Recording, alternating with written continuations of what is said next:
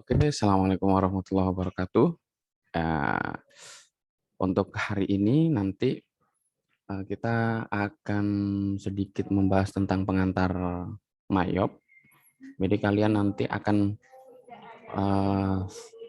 paling enggak tahu perkembangan mayop, apa itu aplikasi mayop, kemudian bagaimana nanti aplikasi mayop ini nanti kita operasikan di dalam komputer kita.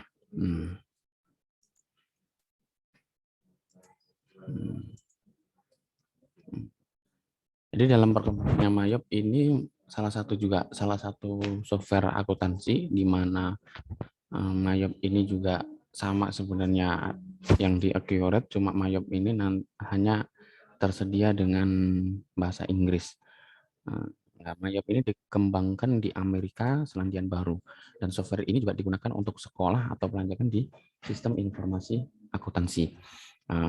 mayop juga hadir dalam sejumlah fasilitas, yaitu bisa ya sama sebenarnya dengan komputer akuntansi yang lainnya, mulai dari memasukkan daftar akun, pengaturan, mengelola bank, pelanggan, pemasok, sampai dengan bagaimana nanti laporan keuangan itu bisa tersusun. Kemudian kenapa kelebihan bagaimana kita menggunakan mayop, salah satunya mayop itu mudah digunakan atau user friendly di sini. Terus kemudian ada tingkat keamanan yang cukup valid untuk di setiap usernya. Setiap user itu maksudnya adalah misalkan di bagian sales atau bagian penjualan, di bagian bank, di bagian pelanggan atau pelunasan, itu ada user tersendiri, bisa kita buat per usernya masing-masing. Kemudian ada kemampuan eksplorasi dalam laporan program Excel dan melalui proses ekspor dan impor. Kemudian ada juga traceback semua laporan ke pencarian dokumen atau pencarian transaksi yang itu nanti ujungnya ada di laporan keuangan. Menampilkan laporan keuangan komparasi atau perbandingan, ada mayop telah teruji. Jadi ini salah satu alasan kenapa kita menggunakan software mayop dalam komputer akuntansi.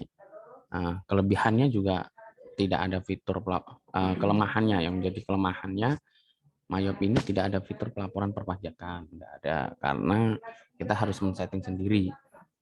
Karena standarnya ini standar yang ada di Amerika sama yang di Australia.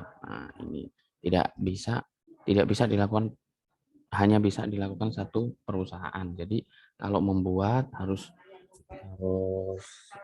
satu-satu. Nanti kalau ada laporan gabungan, laporan konsolidasian, itu nggak bisa, harus dibuat lagi. Beda format neraca keuangan dengan Indonesia. Terus belum mendukung multi currency. Multi currency itu multi mata uang. Jadi kita nanti perbedaan kurs itu kita buat secara istilahnya manual dalam proses kalau nanti ada transaksi multi mata uang. Kemudian belum mendukung fitur multi gudang juga. Terus mayop yang beredar di Indonesia itu ada mayop basic, mayop accounting, mayop premier. Masing-masing punya kelebihan dan kelemahannya, sama seperti Accurate yang ada versi standarnya, versi deluxe, sama versi yang pro-nya. Jadi seperti itu. Kalau mayop basic ini sederhana, emang sederhana. Kemudian mayop yang accounting ini dilengkapi dengan fitur melacak persediaan secara konsep akuntansi sebagai catatan persediaan. Nanti modul ini nanti bisa kalian download di deskripsi di YouTube-nya, jadi nanti kalian bisa membacanya secara lebih detail lagi. Beberapa fitur yang dikembangkan oleh mayop ada fitur account, ada banking, sampai dengan cut file, dan masing-masing fitur ini juga menyediakan fungsinya masing-masing.